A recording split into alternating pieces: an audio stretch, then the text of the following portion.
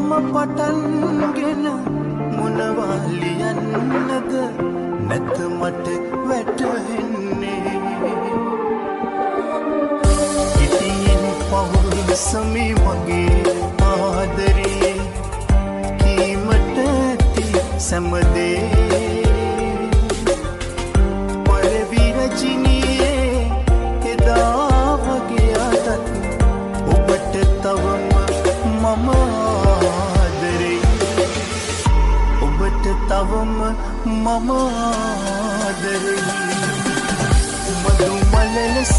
මුදු මගේ ප්‍රියාද මිහිරා